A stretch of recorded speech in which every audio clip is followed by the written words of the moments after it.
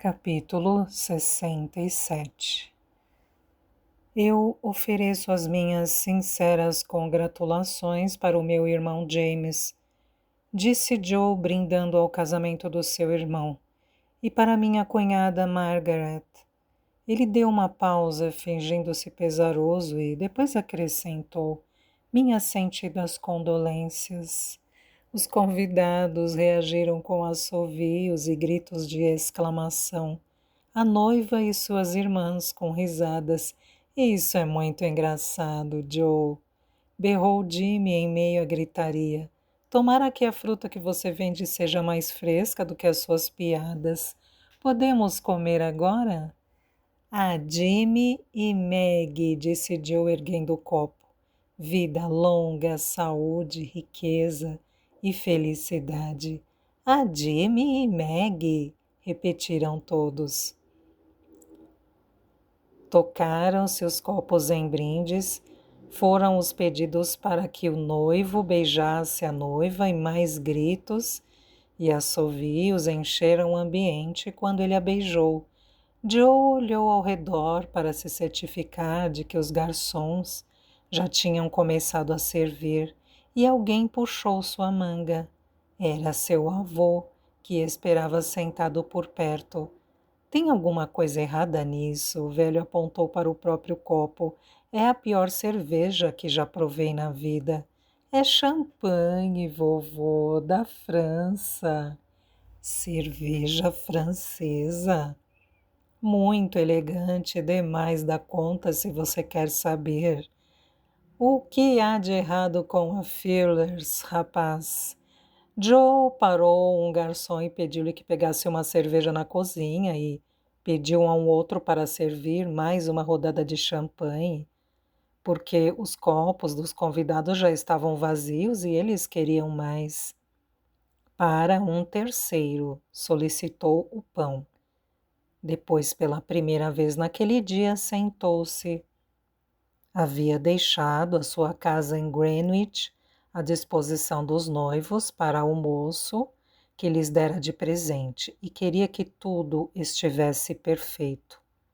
Gostava de sua nova cunhada, uma moça que pertencia a uma família humilde, de barraqueiros de Whitechapel, e queria lhe propiciar um dia maravilhoso. O encarregado pelo buffet e a florista chegaram de madrugada para decorar o salão de baile da sua mansão georgiana. Mas, tão logo o sol nasceu e ele percebeu que o dia seria firme, mudou de ideia e pediu que levassem tudo para fora de casa. O salão de baile era bonito, mas nada se equiparava à beleza dos seus jardins. A casa de Joe era uma velha propriedade rural, cujos campos e pomares terminavam na margem sul do Tâmisa. Carvalhos centenários pontuavam a paisagem, e também cerejeiras, cornizos e roseiras. Canteiros de flores se dispunham atrás da casa. Ele fez com que arrumassem as mesas um pouco além dos canteiros para que os convidados pudessem ter uma visão à distância de suas macieiras, pereiras e marmeleiros em flor e mais à frente do rio.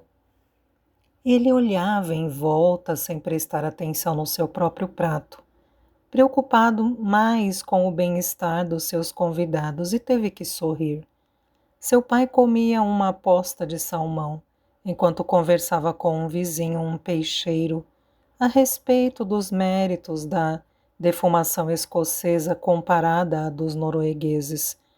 Sua irmã Ellen, cujo marido era um atacadista no mercado de Smithfield, demonstrava que apreciava o bacon. A senhora Walt, uma outra vizinha da Montague Street, que vendia flores à porta dos teatros de West End, admirava o arranjo de flores à mesa. A rude família de Joe e convidados eram mais exigentes à mesa, mais convictos de seus gostos que qualquer conde ou duque.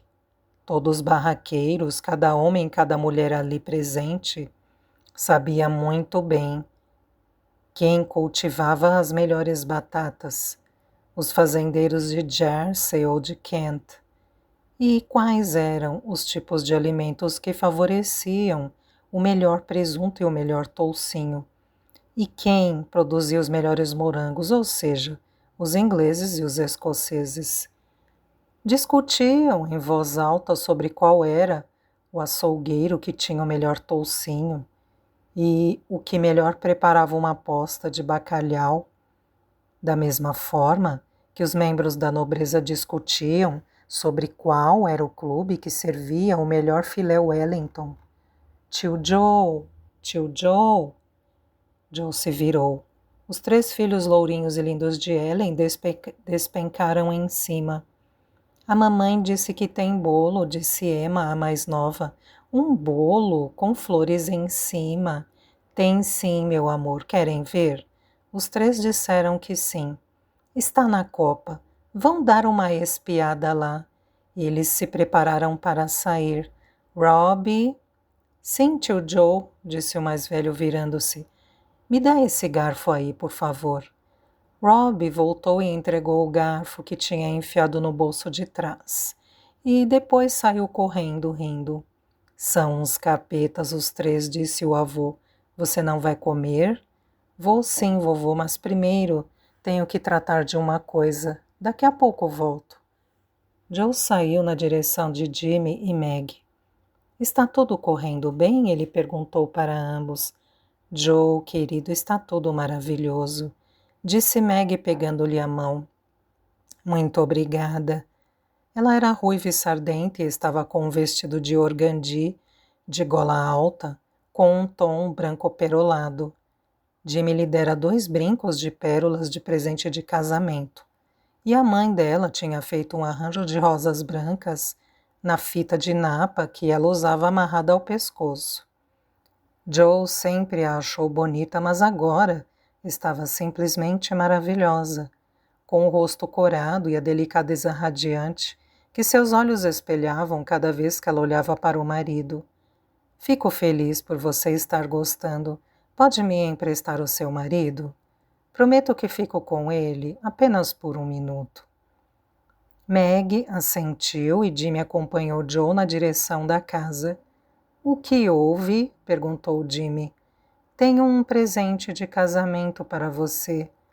Outro? É demais, Joe. Não é, não. Vem comigo. Ele entrou no estúdio com o irmão, fechou a porta e apontou para uma caixa que estava em cima da escrivaninha. Abre, disse. Jimmy levantou a tampa e tirou um pedaço de flanela verde clara. Seus olhos se depararam com uma placa retangular de bronze,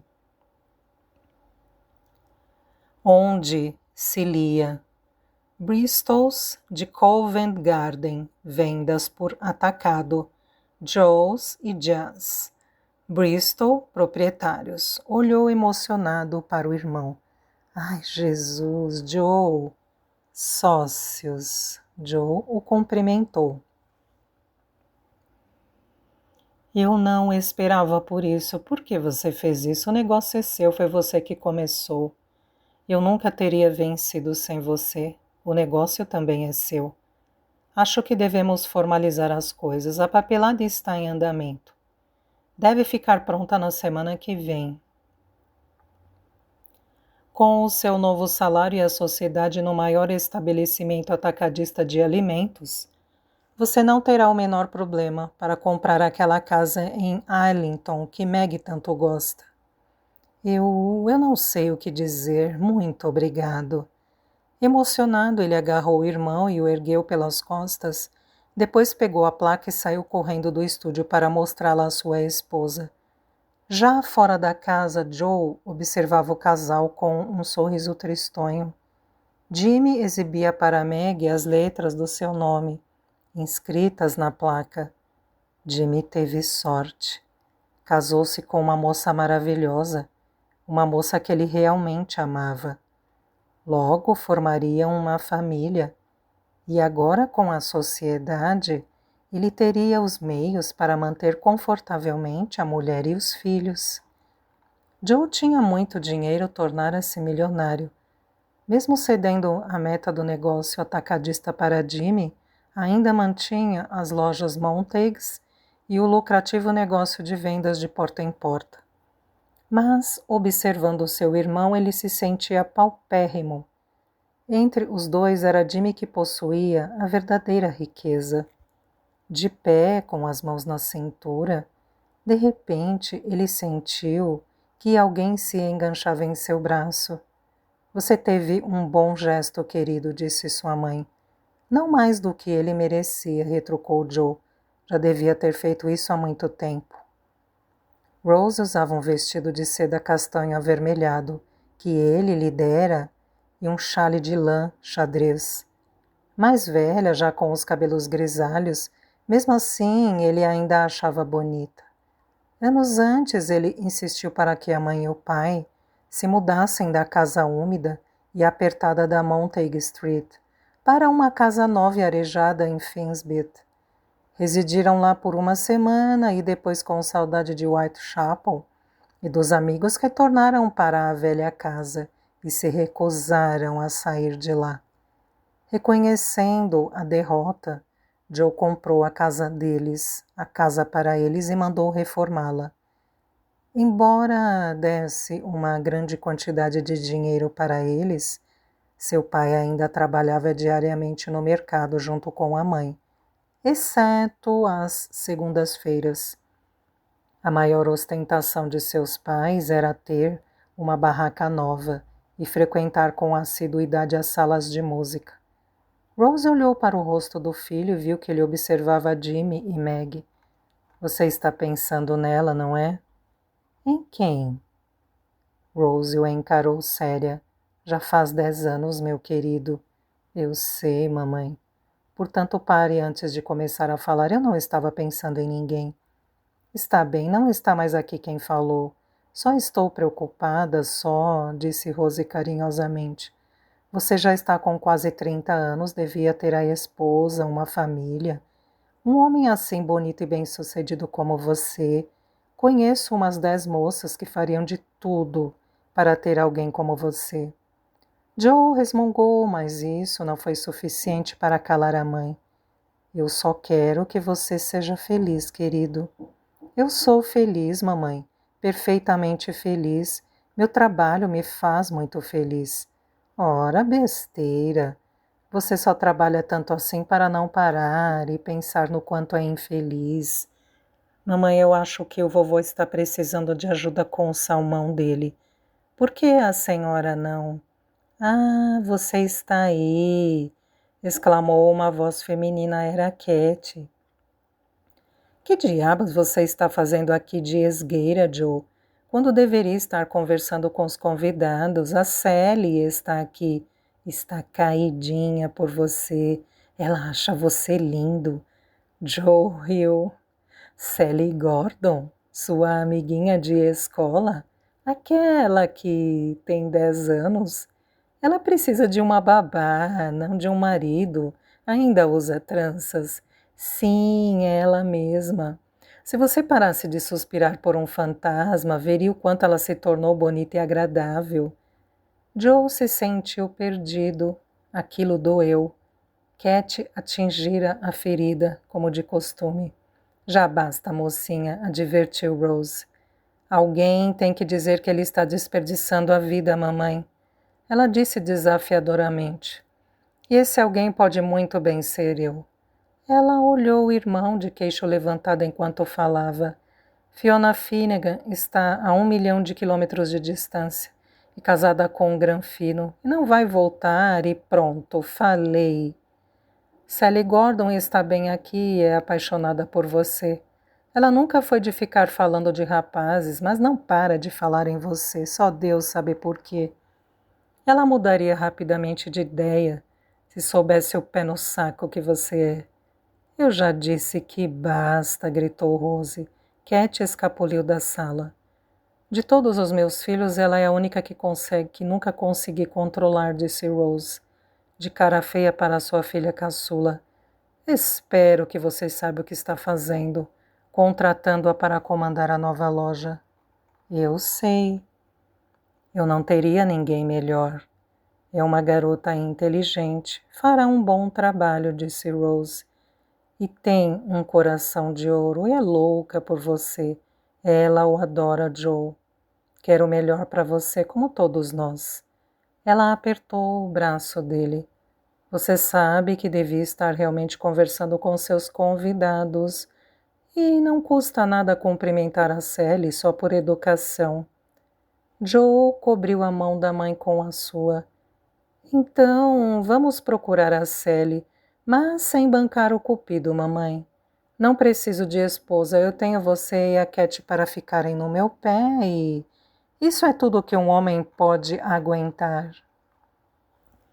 Capítulo 68. Ele vai lutar, Fiona, disse Ted Sissons, jogando um maço de documentos em cima da mesa dela. Esses documentos chegaram hoje de manhã. Os advogados dele são bons. Criaram todos os obstáculos que eu já esperava e mais alguns.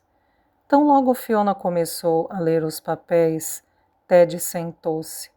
Pegou um lenço no bolso, tirou os óculos e enxugou a testa. Aquele dia de junho estava incrivelmente quente. Isto é um ultraje, disse Fiona. Ele está me oferecendo 1/3 do valor das ações, se eu desistir imediatamente da minha apelação. Uma droga de 1/3. E a oferta expira em 60 dias e, depois que esse prazo expirar, não receberá nada. Isso é completamente ilegal. Você acredita em tanta cara de pau? Acredito, retrucou Ted, guardando o lenço. E, como seu advogado, meu conselho é aceitar a oferta dele. O quê? Ted recolocou os óculos. Aconselho-a a aceitar. Mas, Ted, você sabe o quanto eu quero estas ações, ela disse irritada e perplexa com a mudança de comportamento do seu advogado. Deixe-me terminar, Fiona. Você precisa entender uma coisa. Esse processo vai ficar muito feio. Você é uma mulher rica, não precisa dessas ações, não precisa lutar por isso. Esquece. Fiona chacoalhou a cabeça como se não tivesse escutado direito. Não tenho medo de brigar. O que é que o faz pensar que eu concordaria?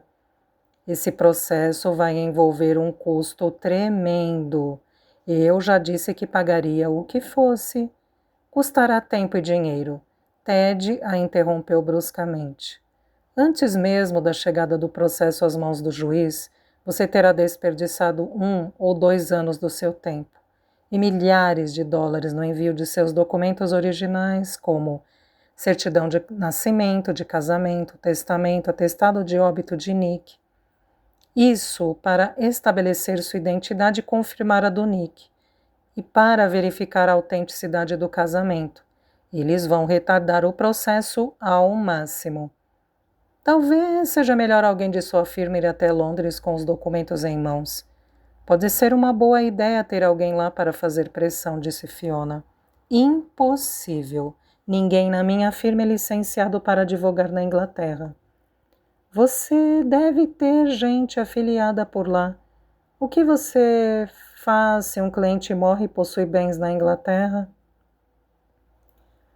Fiona sabia que dizia o óbvio e se perguntava por que Ted não queria levar o caso adiante, se na maioria das vezes era um verdadeiro bulldog. Bem, sim, nós trabalhamos com um grupo de advogados londrinos. Então, marque uma reunião com eles para mim. Se for preciso, sigo para Londres na semana que vem. E os seus negócios? Não pode abandoná-los. O Stuart Bryce é mais que capaz de comandar a gosto chá na minha ausência. E Michael poderá assumir os salões de chá e as mercearias, ela retrucou. Ted agitou-se na cadeira, dizendo em seguida, quando você tiver tempo de analisar os documentos, verá que os advogados do Elgin têm os registros médicos de Nick em mãos. Não os do Dr. Eckhart, que nunca se submeteria a eles, mas os de um tal Dr. Hadley. Pelo que entendi, foi o primeiro a diagnosticar a sífilis do Nick. Fiona assentiu com a cabeça. É verdade. Hadley era o médico da família de Nick.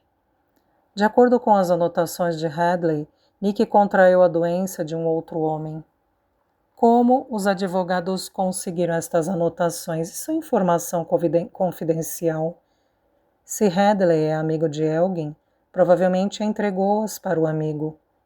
Mas por que você trouxe esse assunto à baila, Ted? O que isso tem a ver com a minha apelação? Tudo a ver. Os advogados de Elgin pretendem usar a sífilis de Nick e suas supostas atividades sexuais para argumentar que o casamento de vocês era uma farsa, que Nick estava mentalmente perturbado quando se casou, que o casamento nunca se consumou e que você não tem direito à herança dele. Fiona balançou a cabeça de olhos arregalados sem acreditar no que ouvia. Eles não ousariam. Com essa quantidade de dinheiro em jogo, certamente ousarão sim. Isso não faz diferença, ela retrucou esquentada. Mesmo assim vou enfrentá-los. Você tem certeza disso? Tenho sim. Você sabe que farei isso, ela disse com impaciência. Já lhe disse isso milhares de vezes. Por que você insiste nesta pergunta? Ted olhou para o vazio. Alguns segundos depois ele pigarreou e disse: Fiona, é terrivelmente difícil provar que um casamento se consumou, mas não impede que os advogados tentem. Está me entendendo? Não, Ted, não entendi esta droga. Pare de ser tão delicado. Você está querendo dizer que eles vão me perguntar se eu e o Nick fizemos amor? Eu direi que fizemos. Você sabe que eu sempre admirei a sua vontade férrea, sua recusa de fugir das dificuldades. Mas às vezes, força não significa perseverança. Às vezes significa saber a hora de se retirar. Ted, ouça. Não, você é que precisa me ouvir. Ele disse abruptamente. Você não tem a mínima ideia do que os advogados são capazes de fazer nos tribunais. E se homens do Elgin insistirem para que o médico escolhido por eles a examine, e se vierem até Nova York para entrevistar sua criadagem, isso nunca vai acontecer, disse Fiona. E por que não? Compare o custo de mandar uma dupla de advogados pelo Atlântico com a perda de 3 milhões de dólares. É claro que vai acontecer. Eles vão perguntar para a sua criada se algum dia você e Nick compartilharam a mesma cama. Vão querer saber das manchas nos lençóis, Fiona. Vão interrogar o seu médico para saber se você já engravidou, se já sofreu aborto, se existe alguma razão para que você não tenha engravidado em 10 anos. Fiona engoliu em seco, enojada com a ideia. E está pensando que é só isso? Disse Ted. Prepare-se então. Se eles acharem que as coisas não estão correndo conforme o esperado, poderão pagar para algum rapaz em Londres, algum pobre sifilítico que esteja doente e sem dinheiro. Pagarão para que ele afirme que teve relações com Nick em diversas ocasiões. Ele poderá fornecer datas, horários e lugares. E até saberá se Nick tinha um sinal nas costas ou uma cicatriz na coxa. Eles podem conseguir um velho amigo de escola que esteja com dívidas de jogo para jurar que Nick não conseguia transar com mulheres. Eles não podem fazer isso, gritou Fiona batendo na mesa. Não seja ingênua. Eles podem sim e farão isso. Randolph Elgin não está brincando. Ele quer estas ações tanto quanto você. Nada o deterá. Ele ficou chateado por se ver gritando. Recostou-se na cadeira e respirou fundo. Fez-se silêncio na sala enquanto Fiona se levantava de sua mesa e servia 2 xícaras do bule de chá que estava sobre um móvel. Pôs a xícara de Ted na frente dele e foi para a janela com a sua. Começou a tomar o chá, olhando para as águas cinzentas do Hudson. Ela já esperava que alguém reagisse de forma hostil, e ele confirmara isso, mas ainda se sentia chocada com a ideia de que ele pudesse levar o passado do filho para um tribunal. Pelo que parecia, quando se tratava de dinheiro, Randolph Elgin era tão cruel quanto William Burton, o sócio dele. Ted queria que ela aceitasse o acordo e que desistisse daquilo que poderia ser uma luta sem tréguas. Ela sabia que o conselho dele era para protegê-la e apreciava este gesto, mas achava que Ted não estava levando em conta uma coisa importante.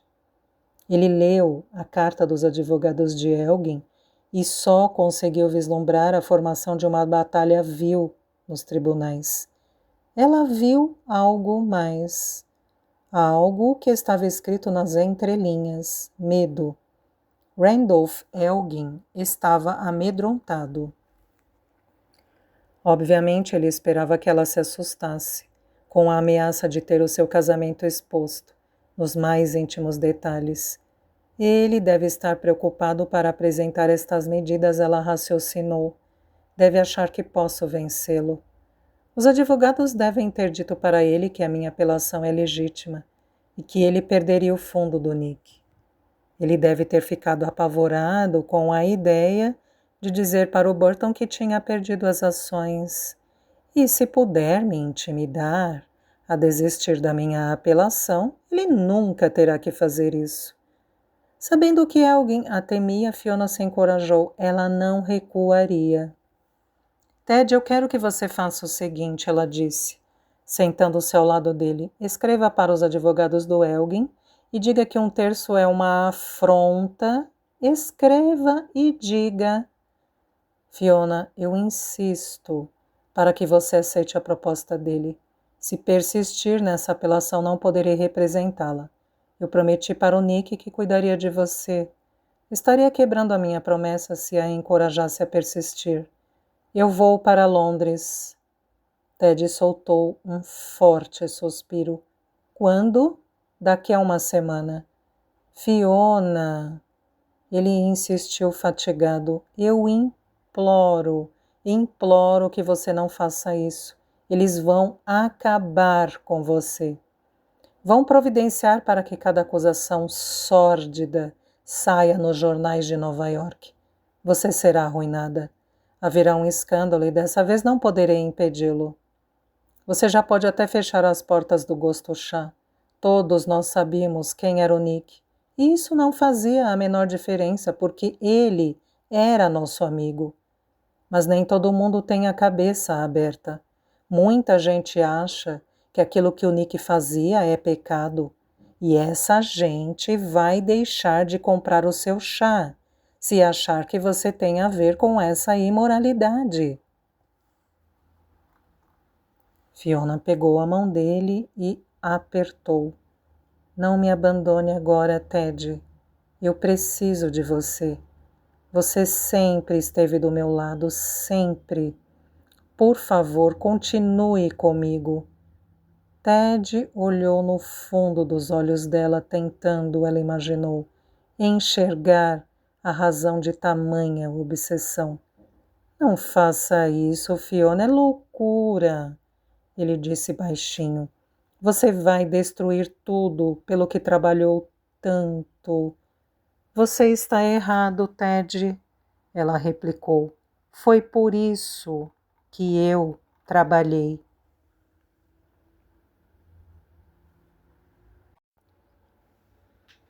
Capítulo 69. Já faz um bom tempo que pus os pés dentro desta espelunca, disse Rod olhando o letreiro na faixa do Taj Mahal. Desviou o olhar dos andares superiores do prédio de tijolinhos e viu uma fileira de vidraças quebradas. É desse estrago que você me falava? P.C. Macpherson assentiu com a cabeça. Todas as vidraças mais a porta foram arrombadas e roubaram a caixa registradora. Na noite passada? Sim, o Queen deu queixa. Não, um dos vizinhos ouviu o barulho das vidraças quebrando e começou a gritar pela polícia. Ouvi a gritaria e vim correndo. Ofereci ajuda ao Queen, mas ele não aceitou. Disse que era problema dele, que cuidaria de tudo. Disse que tinha sido uns rapazes do lugar. Uma dupla de arruaceiros chamados Bowler Sheehan e Sid Malone, disse Rod de cara feia. Sim, mas qual deles? Eu sempre ouvi dizer que o Sheehan trabalhava para o Queen. Você acha que ele mudou de lado? Não sei, mas pretendo descobrir alguma coisa. As súbitas aparições do Malone e as vidraças quebradas indicam que há uma guerra sendo preparada em East London, eu presinto. Quem quer que seja, ele está com grandes planos. Planos que incluem o nosso lado do rio. Você acha que o Danny vai lhe dizer o que está havendo? Se não quiser que o fino estabelecimento dele seja fechado, ele terá que contar. Vamos entrar. Rod abriu a porta e entrou no Taj, seguido de perto por Macpherson. Ele já estava preparado para as habituais manifestações de desagrado, os olhares grosseiros e as pragas emitidas em voz baixa, os comentários vulgares. Já estava preparado para ver restos de comida jogados nos seus pés, um pouco de cerveja molhando seu casaco, uma garra sendo atirada em sua cabeça, assim como estava preparado para a possível oferta de serviços de alguma garota do Danny, e até mesmo para as gentilezas do Danny, sua oferta de uísque e comida por conta da casa, mas não estava preparado para o que viu. Nada, absolutamente nada. Não havia ninguém no lugar, nem uma alma viva. Numa noite de sexta-feira, tudo apagado. Mesas de bilhar vazias, nenhum apostador no bar, nem mesmo o barman. Ninguém com a cara enterrada num prato de carne com ovos e legumes. Ninguém subindo a escada atrás de uma das garotas. Ele olhou ao redor, assustado com todo aquele silêncio. Queen? Ele chamou vacilante. Danny, sem resposta. Olhou para Macpherson, mas este sabia tanto quanto ele. Com as mãos nos cacetetes, os dois homens passaram pelo bar e atravessaram a porta que levava à cozinha. Lá também não havia ninguém, mas a pia estava cheia de batatas descascadas. Um cordão de linguiças jazia sobre a tábua de madeira como se alguém fosse cortá-las. Os pelos da nuca de Rod começaram a se eriçar. Algo estava muito errado. Ele saiu da cozinha, passou pelo bar e foi para a escada principal. O escritório de Queen ficava lá em cima. Queen ou Jane Sims, sua amante e cafetina do seu quadro de prostitutas, talvez estivessem lá. Explicariam o que estava fazendo. Queen! Ele gritou diante da porta do escritório, ninguém respondeu. Girou a maçaneta, mas a porta estava trancada. Dan, você está aí? Berrou, batendo na porta. Nenhuma resposta. Já estava para bater outra vez na porta quando ouviu um débil gemido. Deu um passo para trás, tomou o impulso e jogou seu ombro contra a porta. Ela estremeceu, mas não abriu. Ele repetiu o gesto. A fechadura arrebentou e ele entrou. Dennis Quinn jazia no chão, encarando o teto com os olhos sem vida. Seu corpo estava coberto de sangue com uma obscena flor vermelha. Jesus Cristo, disse Macpherson. Rod ajoelhou-se e pôs a mão no pescoço de Quinn, para sentir se havia pulsação, fazendo com que o sangue fresco jorrasse de uma perfuração à faca. Seus olhos percorreram o corpo de Danny. A parte frontal da camisa estava vermelha de sangue. Quando ele se levantou, ouviu de novo o gemido. Em um segundo, ele se deu conta de que não tinha vindo do morto. Vinha de trás da mesa do fundo da sala. Ele sabia o que veria. Quem veria? antes mesmo de se aproximar. Jane Sims jazia de lado, engasgada com a própria respiração, com a pele empapada de suor.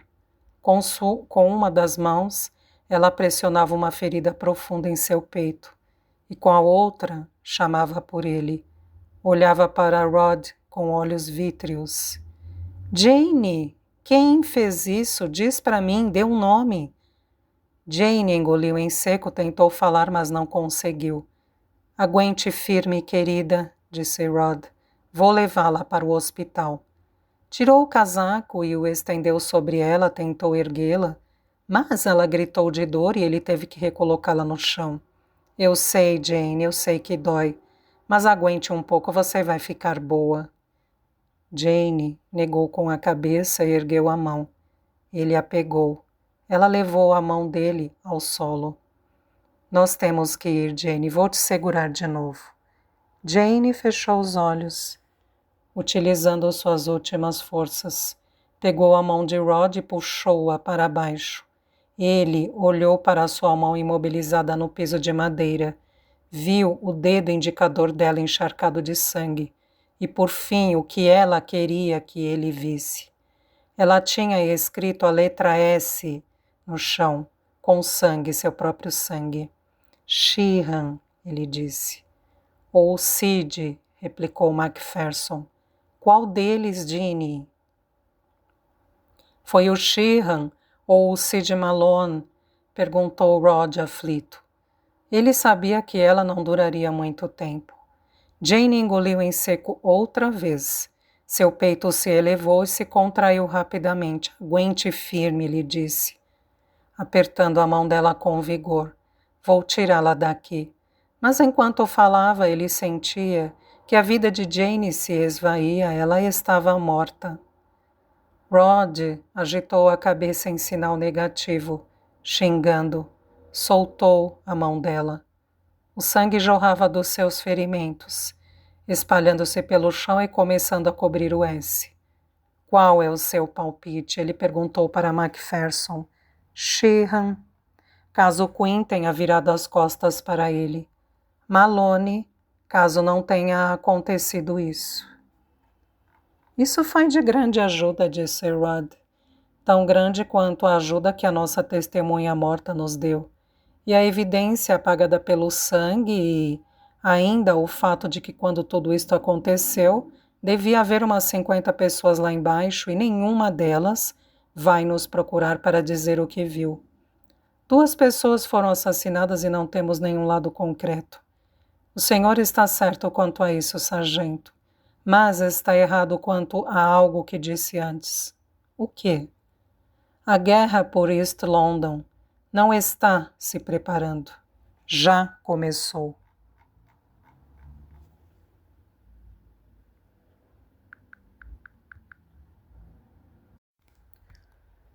Capítulo 70.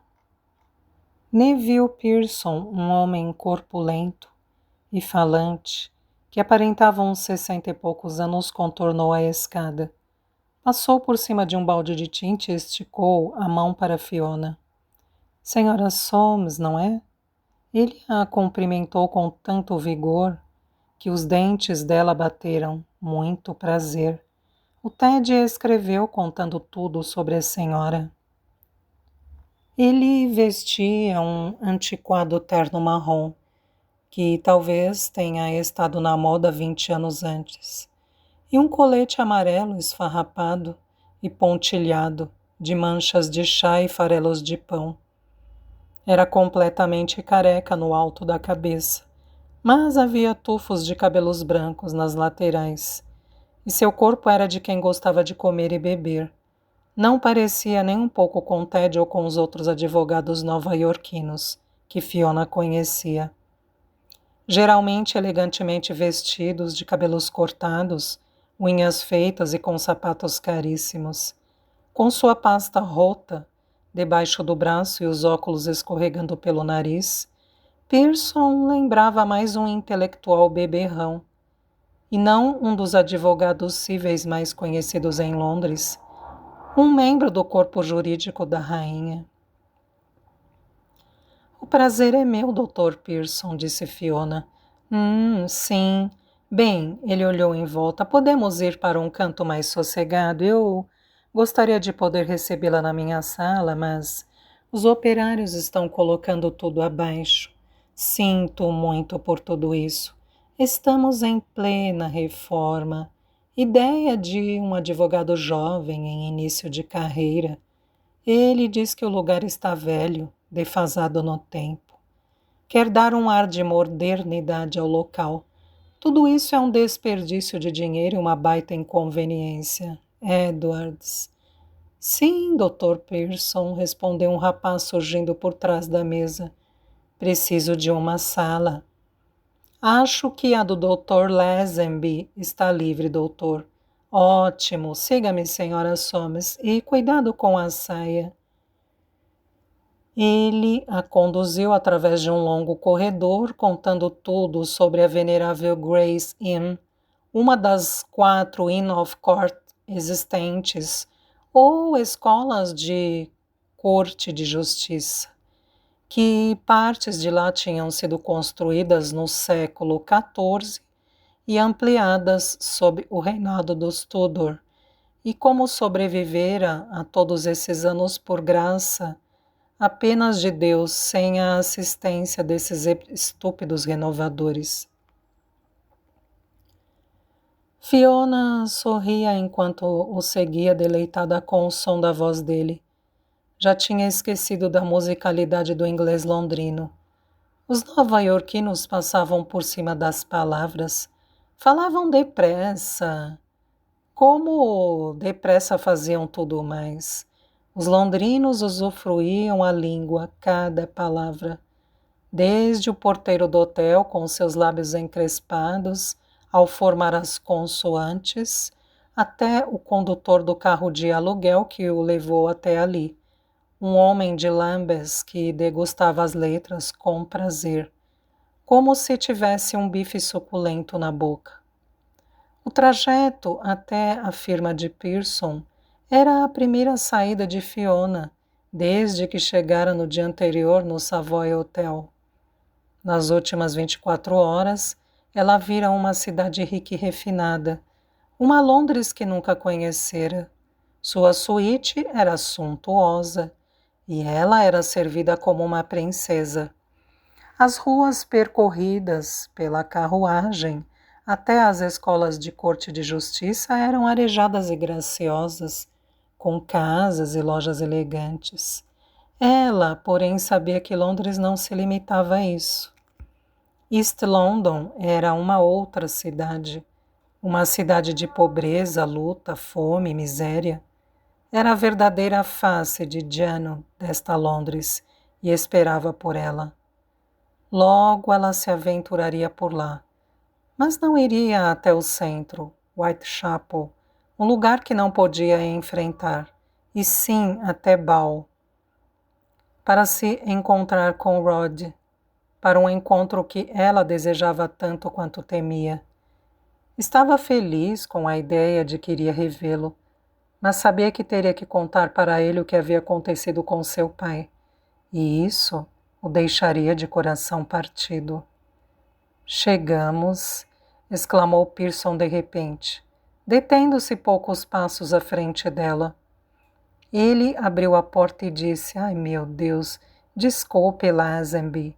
Bom dia para você e para o senhor também. 1000 desculpas. Ele puxou rapidamente a porta para fechá-la. Ao mesmo tempo em que Fiona ouvia a voz de um homem, só podia ser Lazenby dizendo que talvez a sala de Phillips estivesse vazia. Depois ela ouviu uma outra voz, sem dúvida do cliente de Lazenby, dizendo para Pearson que não precisava se desculpar. Alguma coisa naquela voz deixou-a petrificada. Era uma voz masculina, uma aconchegante, vívida e bem-humorada, bem ao estilo de East London. Ela deu alguns passos à frente e agarrou a maçaneta da porta atônita com o som daquela voz. Por aqui, senhora. Ah, senhora, que droga. Soames? disse Fiona largando a maçaneta. Que diabos ela estava fazendo? Não podia interromper um advogado com seu cliente. Sim, claro, Soames, disse Pearson, conduzindo-a por uma escada. Vamos tentar no outro andar. Aquela sala está ocupada. Um cliente muito importante. Eu sempre o vejo aqui, mas não lembro do nome dele. Sou terrível com nomes. Barston. É alguma coisa assim. Ele tem uma cadeia de lojas que vendem produtos de primeira qualidade. Como é mesmo o nome delas? Montagues. É isso. Ele se voltou para Fiona ainda na escada e deu um cascudo na própria cabeça. Essa cachola ainda funciona, acrescentou divertido. Fiona se perguntava não pela primeira vez. Onde é que Ted estava com a cabeça quando tinha indicado aquele homem? É um camarada bem-sucedido esse Barton, continuou Pearson. Se fez do nada. A senhora é do mesmo ramo, não é? Além do negócio de chá, não é? Acho que o Ted mencionou uma cadeia de lojas na carta que me mandou. A senhora devia fazer uma visita a uma das Montagues. São estabelecimentos de primeira linha. Deteve-se no topo da escada. Acho que ele vai inaugurar uma mega loja em Knightsbridge. Na semana que vem vai ter uma grande festa. A firma inteira foi convidada. Por que a senhora não vai comigo e minha esposa? Primeiro jantaríamos e depois iríamos para a festa. Fiona recusou o convite com polidez. Tinha coisas mais importantes em que pensar do que festas, mas Pearson insistiu. Parecia que o homem não desistiria até que ela aceitasse. De modo que aceitou o convite, impaciente para iniciar a conversa sobre a sua apelação.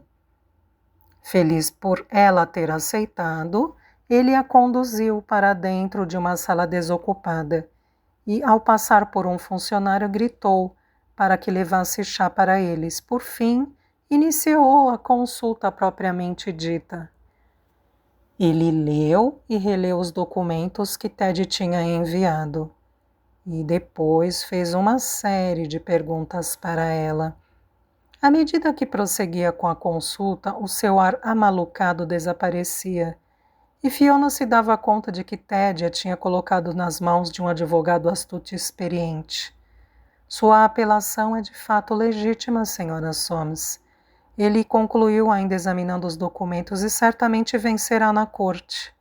Fico feliz por ouvir isso, ela disse aliviada. Mas, como Ted já deve ter dito, será um processo longo e caro. O coração de Fiona se apertou. Não há nada que o senhor possa fazer para apressá-lo, Dr. Pearson. O senhor não pode cortar o caminho? Não existe algum jeito para que a apelação seja julgada logo? Pearson olhou-a por cima dos óculos. Ninguém pode apressar a justiça, senhora Soames. Ela concordou chateada. Quanto tempo o senhor acha que levará? Eu preciso de alguns dias para estudar detalhadamente os documentos e fazer algumas investigações. Só então poderei fazer uma estimativa. Acho que devo avisá-la para não exagerar no otimismo. Conheço os advogados do Elgin, confio que venceremos no final, mas eles vão dificultar a vitória. A senhora entende o que quero dizer? Entendo, Dr. Pearson, e estou preparada para os aborrecimentos. Pearson olhou-a longamente, apreciando a sinceridade dela, dizendo em seguida, muito bem. Ele também disse que entraria em contato com ela em uma semana e depois se ofereceu para acompanhá-la até a carruagem. No caminho, passaram de novo pela sala de Lazenby e Fiona ouviu outra vez a voz que a tinha atraído. Agora estava um pouco mais alta, embora abafada pela pesada porta. A voz lhe era estranha. Ela estava certa de que nunca tinha ouvido aquele tom comedido e autoritário, mas era como se aquela voz a chamasse. Sua mão foi de novo atraída para a maçaneta. Não, por aqui, senhora Soames, disse Pearson puxando-a. Pela segunda vez naquele dia, Fiona se perguntou sobre o que estava acontecendo com ela. Seguiu Pearson até o saguão de entrada e se foi.